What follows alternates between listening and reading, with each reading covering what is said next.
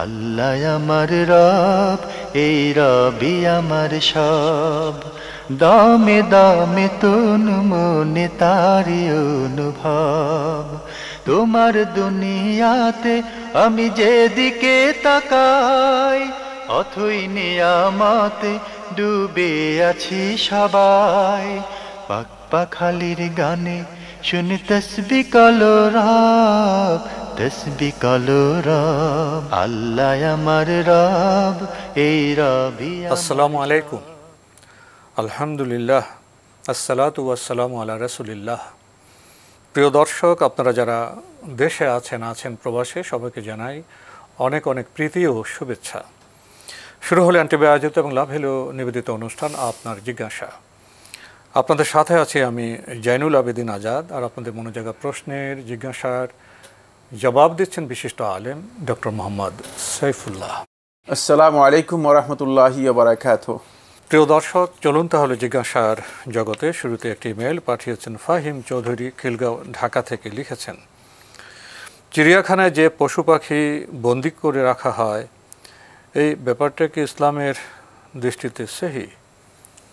আর চিড়িয়াখানায় যারা চাকরি করেন, সেটা কি জায়েজ? ধন্যবাদ আপনাকে। আপনি চিড়িয়াখানায় পশু যে আবদ্ধ করে রাখা হয় তাকে এটি জায়েজ আছে কিনা? হ্যাঁ, এটি জায়েজ, তবে শর্ত রয়েছে। 1 নম্বর শর্ত হচ্ছে পশুকে কষ্ট দেওয়া যাবে না। 2 নম্বর শর্ত হচ্ছে পশুর খাবার নিশ্চিত করতে হবে, খাবার দিতে হবে। পশুকে কষ্ট দেওয়া যাবে না, মানে কষ্ট হয় এমন কোনো কিছু পশুর পরিবেশটা তাদের জন্য বান্ধব করতে হবে। 2 নম্বর হচ্ছে পশুর খাবার নিশ্চিত খাবার দিতে হবে। যদি এই দুটি শর্ত কেউ পূরণ করে থাকে, তাহলে পশু লালন পালন করা এটি জায়েজ রয়েছে। যদিও সেই পশু মানে আমাদের গৃহপালিত যে পশুগুলো আছে সেগুলো নয়। সেক্ষেত্রে চিড়িয়াখানায় যেহেতু এই পশুগুলো লালন পালন করা হয় থাকে, এগুলো পোষণ করা হয় থাকে, কেন? এর কারণ আছে। কারণ হচ্ছে এখানে মানুষ পশু সম্পর্কে ধারণা নিতে পারে, জ্ঞান নিতে পারে, শিক্ষণীয় বিষয় আছে, বিনোদনের বিষয় আছে। 2 নম্বর বিষয় হচ্ছে এগুলো দেখলে মানুষ আল্লাহ তাআলা মাখলুকাত সম্পর্কে মানুষের আইডিয়া হবে, সৃষ্টি হবে, জ্ঞান তৈরি হবে, এগুলো ইনফরমেশান নিতে পারবে। ফলে এই চিড়িয়াখানার এই কাজটি নতুন নয়, এটা অনেক পুরাতন কাজ, অনেক আগ থেকেই চালু হয়েছে। সাহাবায়ে কেরামদের মধ্য থেকে অনেকেই মানে বিভিন্ন প্রাণী তারা লালন পালন করতেন। জাহেরি যুগে কুকুর লালন পালন করা হতো ব্যক্তিগত পর্যায়ে, যেটা রাসূলুল্লাহ সাল্লাল্লাহু আলাইহি ওয়াসাল্লাম নিষেধ করেছেন। কিন্তু এছাড়া অন্যান্য প্রাণী যেগুলো, সেগুলোকে লালন পালন করতে রাসূলুল্লাহ সাল্লাল্লাহু আলাইহি ওয়াসাল্লাম অনুমোদন দিয়েছেন। তার মধ্যে আব্দুল্লাহ ইবনে মালিক, আনাস ইবনে মালিক রাদিয়াল্লাহু আনহুর ছোটো ভাই, তিনি একটা ছোট পাখি, নোগাইর পাখি, সেটা লালন পালন করেছেন, রাসূলুল্লাহ সাল্লাল্লাহু আলাইহি ওয়াসাল্লাম অনুমোদন দিয়েছেন। এখান থেকে বোঝা যায় যে এই কাজগুলো জায়েজ রয়েছে।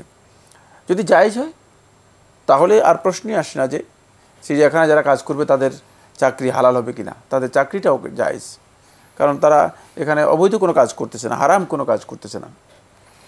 আরেকটি বিষয় আমাদের সামনে নিতে হবে, মানে কোনো কাজ সরাসরি কোনো মানে আল্লাহ তাআলার নিষিদ্ধ হারামের সাথে যদি জড়িত না হয়, তাহলে সেই কাজটি থেকে যে ইনকাম বা উপার্জন হয়ে থাকে, সেই উপার্জন যদি কোনো কারণে এর মধ্যে কোনো হারাম ইনভলভ হয়েও যায়, তাহলে উপার্জনটা কিন্তু হারাম হয় না, উপার্জন হারাম হবে না। যেমন আপনি একটা হালাল ব্যবসা করেছেন, হালাল ব্যবসার মাধ্যমে আপনি আপনার যে ইনকাম করেছেন, ইনকামটা উপার্জনটা হালাল, কিন্তু সেখানে যদি কোনো ব্যক্তি মিথ্যা কথা বলে থাকে, তাহলে আপনার ইনকামটা হারাম হয়ে গেছে না? ইনকাম হারাম হয়নি, মিথ্যার কথাটাই হারাম ছিল, মিথ্যাটাই হারাম।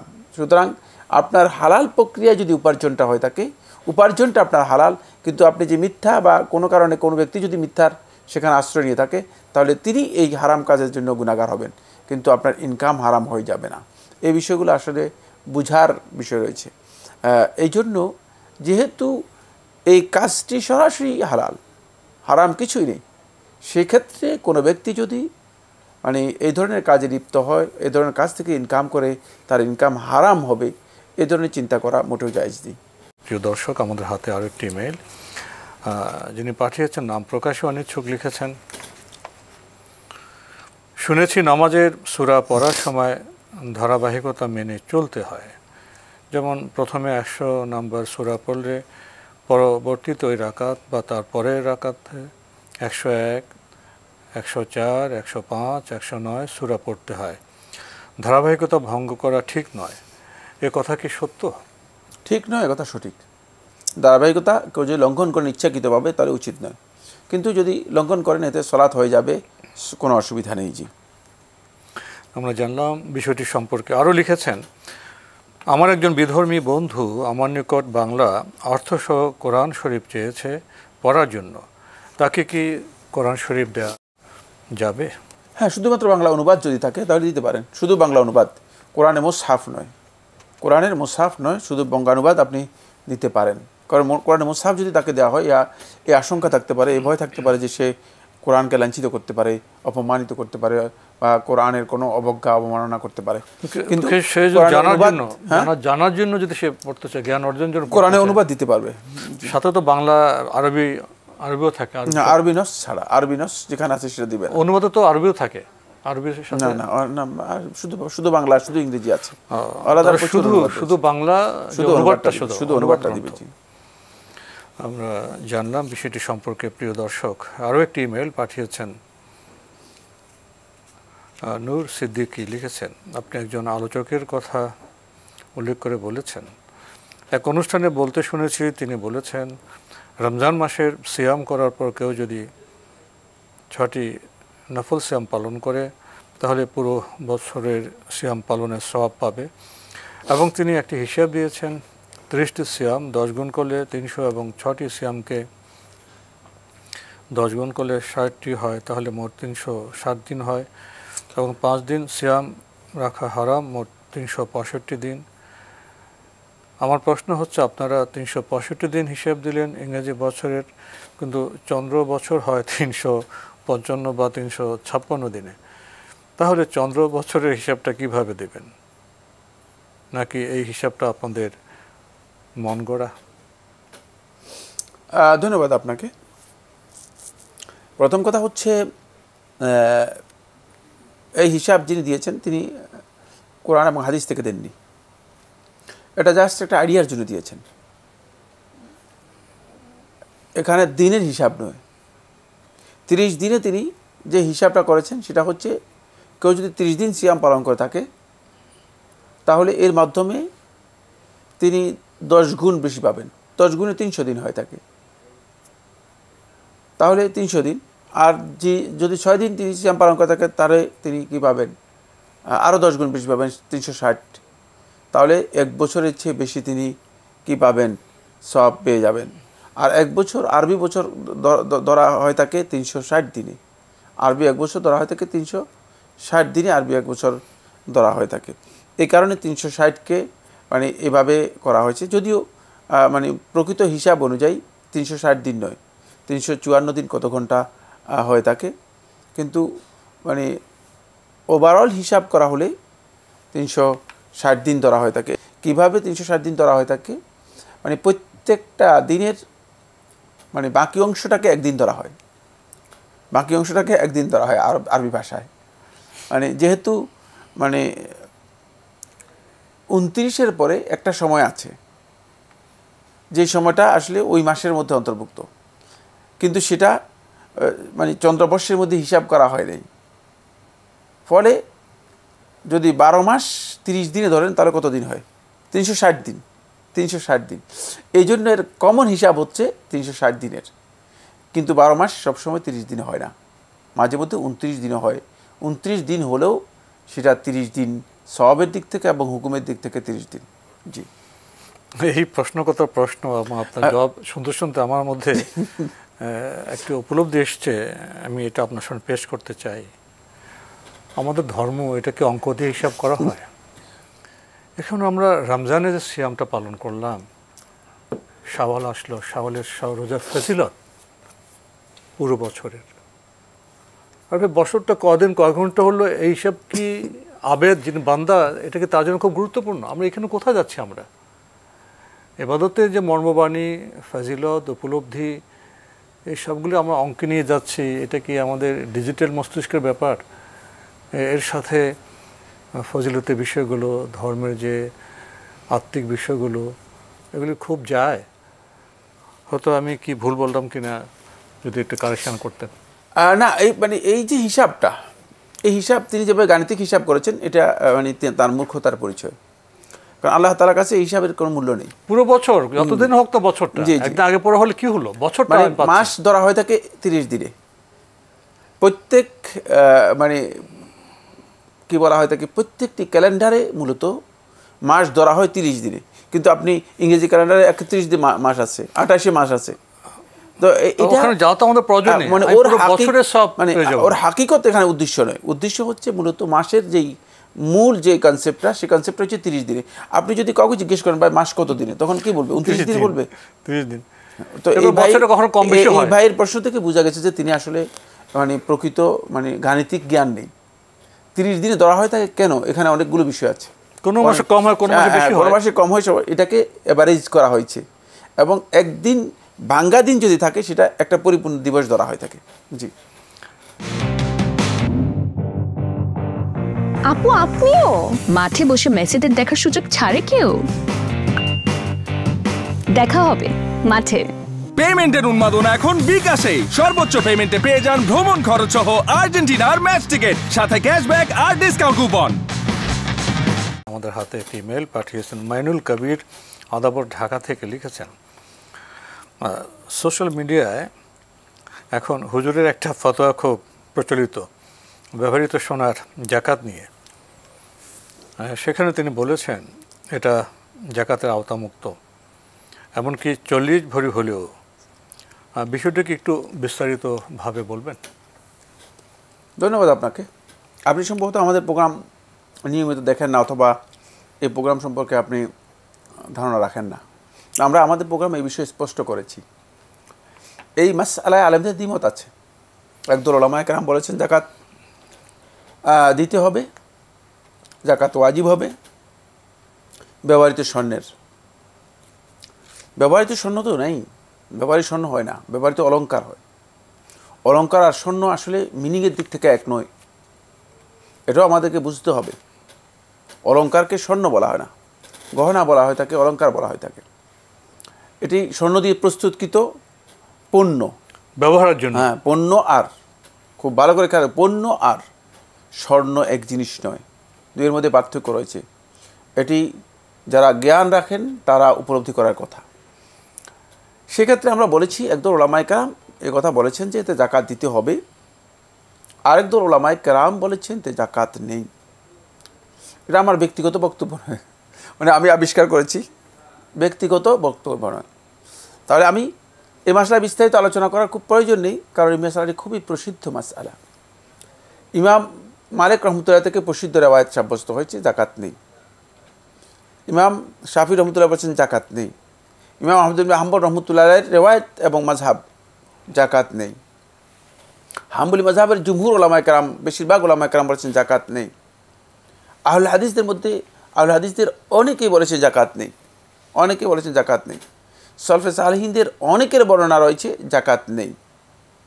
ইমাম আহমদ ইবনে হাম্বল রহমতুল্লাহকে যখন প্রশ্ন করা হয়েছে, তিনি বলেছেন যে আল্লাহ রাসূল সাল্লাল্লাহু আলাইহি ওয়াসাল্লামের সাহাবীদের মধ্যে 5 জন সাহাবীর কাছ থেকে বর্ণিত রেওয়ায়েত সাব্যস্ত হয়েছে, তারা বলেছেন যে জাকাত নেই, জাকাত নেই।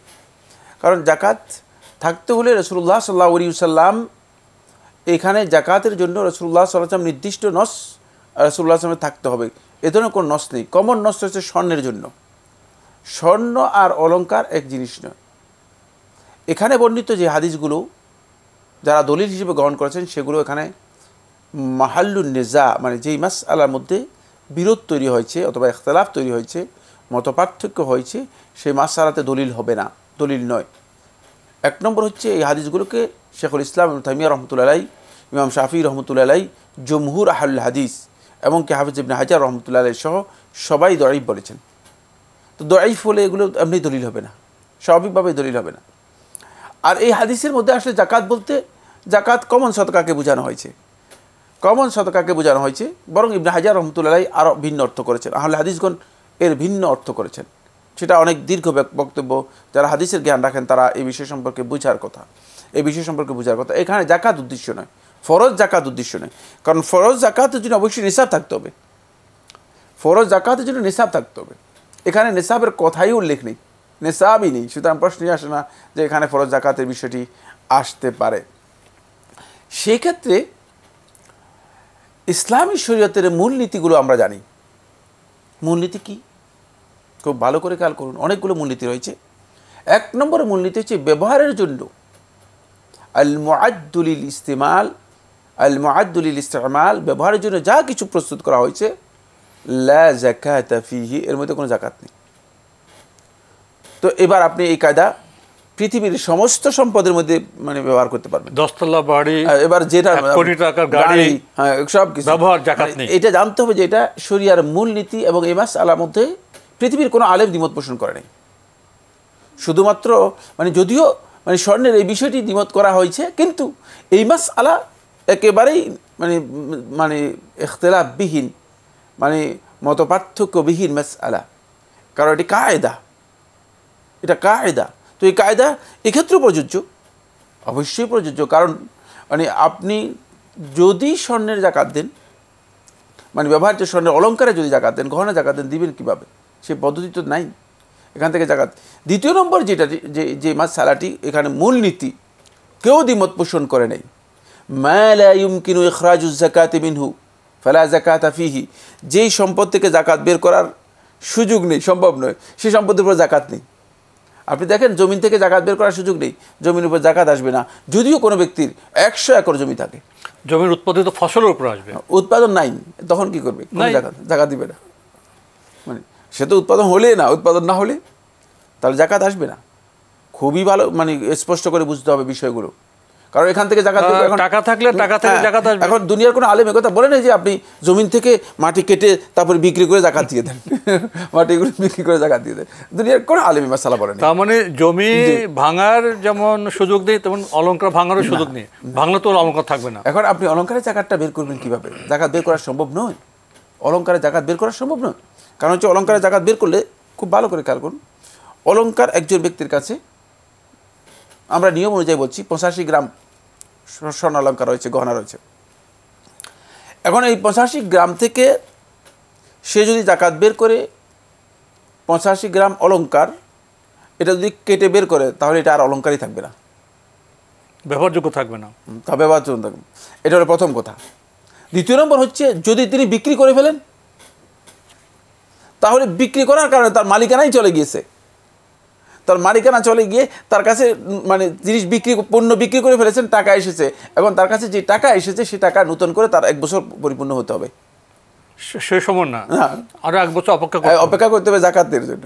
কারণ এই বিক্রি মানে পণ্য তো বিক্রি করে ফেলছে, মানে তাহলে তিনি বিক্রি করে ফেললে এটা মানে বিক্রি করার পরে সেই জাকাত তিনি কোথা দিবেন? টাকা থেকে দিবেন, টাকার উপর জাকাত আসে নাই, যেহেতু 1 বছর পর সে টাকা থাকবে কি থাকবে না নিশ্চিত না, কারণ টাকা তো 1 বছর হয় নাই তার কাছে, মাত্র 800 টাকা, যেহেতু তিনি সম্পদ বিক্রি করে ফেলেছেন। এখন একদল লোক বলছে, খুব ভালো করে খেয়াল করুন, একদল লোক বলছে তিনি এটাকে ধরবেন, কি ধরবেন? যে কত টাকায় বিক্রি করা যায়। এটা ইসলামী শরীয়তের 100% মানে মূল নীতির পরিপন্থী। কারণ আমি যেটা বিক্রি করি নাই সেটাকে আমি বিক্রি করছি কিভাবে ধরবো, আর বিক্রি হবেই বা কীভাবে? কারণ আপনি তো মার্কেটে বিক্রি করেন নাই, সুতরাং সেই আপনি কিসের ভিত্তিতে এই দাম ধরবেন? আপনার কাছে এখানে কোনো দাম টাকা নেই। আর ওই ব্যক্তির কাছে যদি এই মানে গহনা ছাড়া যদি আর কোনো টাকা না থাকে, তাহলে সে এই জাকাতটা কোথা থেকে দেবে? সে কি ভিক্ষা করে অথবা অন্য লোকের কাছ থেকে নিয়ে জাকাত আদায় করবে? এটা ইসলাম পদ্ধতি নয়। এবার আসেন 85 গ্রাম যদি, ঠিকই বললাম, যারা বলেছেন জাকাত রয়েছে তাদের বক্তব্য অনুযায়ী বললাম যে 85 গ্রামের মধ্যে তিনি হিসাব করে 2.5% কী করলেন, মানে 40 ভাগের 1 ভাগ, 40 ভাগের 1 ভাগ কত হয়ে থাকে এখানে, মানে 2.5 গ্রাম। তো 2.5 গ্রাম তিনি জাকাত কী করলেন, মানে জাকাত দিয়ে দিলেন। যদি 2.5 গ্রাম জাকাত দিয়ে দেয়, তাহলে আগামী বছর তিনি জাকাত গ্রহণ করার উপযুক্ত হয়ে যাবেন, যেহেতু তার কাছে জাকাত খেতে হবে। হ্যাঁ, জাকাত খেতে হবে। কারণ ইসলাম তো আসলে মানুষদেরকে ফকির বানানোর জন্য জাকাত ফরজ করে নাই। ফকির বানানোর জন্য। এই জন্য যেই সম্পদ জাকাত এর মধ্যে বৃদ্ধি না পায় সেই সম্পদের উপরে জাকাত নেই। ব্যবহারে গহনা এগুলো এটা 3 নম্বর কায়দা এবং মৌলিক কায়দার পরিপন্থী। সেটা হচ্ছে সমস্ত আহলুল ইলম, সমস্ত আহলুল ফিকহ ঐকমত্যে কথা বলেছেন যে আইয়াকুন আল মালু নামিয়ান, সম্পদ হতে হবে যেটা বর্ধিষ্ণু বাড়তেছে, কমে যাচ্ছে, শেষ হয়ে যাচ্ছে, ক্ষয় হয়ে যাচ্ছে, লয় হয়ে যাচ্ছে, যেটা ব্যবহার করে নষ্ট হয়ে যাচ্ছে, এতে জাকাত হয় না। আসল কথা হচ্ছে এই মাসআলার মধ্যে এবার যাব, এই মাসআলার মধ্যে নস আছে কিনা? হ্যাঁ, নস রয়েছে, একাধিক নস এই মাসআলার মধ্যে রয়েছে। জাবের ইবনে আব্দুল্লাহ রাদিয়াল্লাহু তাআলা আনহু বর্ণিত মাওকুফ সহিহ riwayat-এর মধ্যে এসেছে।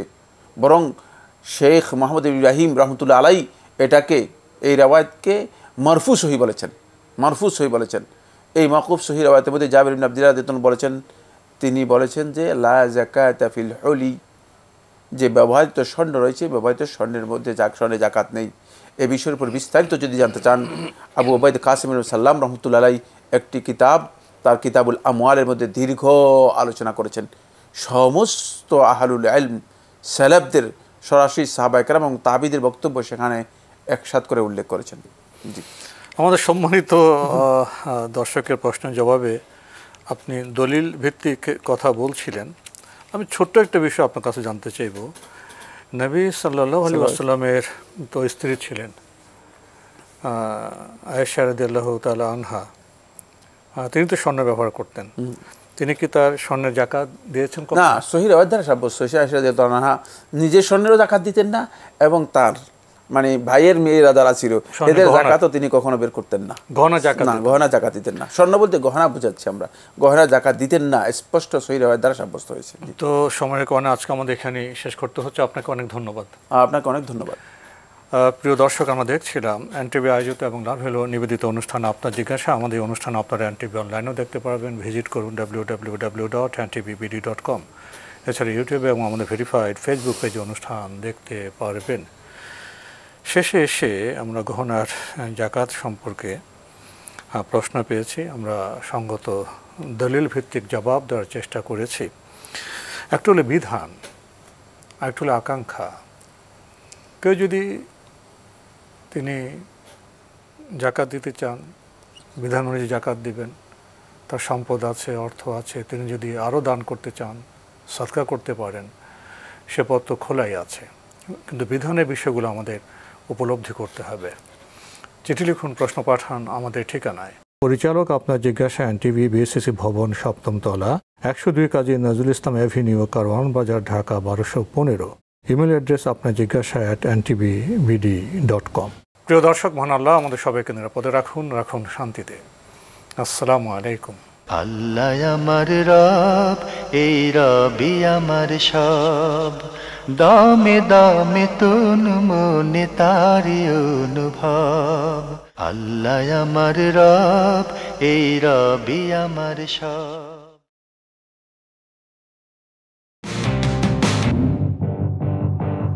আপু, আপনিও মাঠে বসে মেসিদের দেখার সুযোগ ছাড়ে কেউ?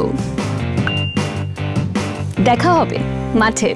পেমেন্টের উন্মাদনা এখন বিকাশে। সর্বোচ্চ পেমেন্টে পেয়ে যান ভ্রমণ খরচ সহ আর্জেন্টিনার ম্যাচ টিকিট, সাথে ক্যাশব্যাক আর ডিসকাউন্ট কুপন।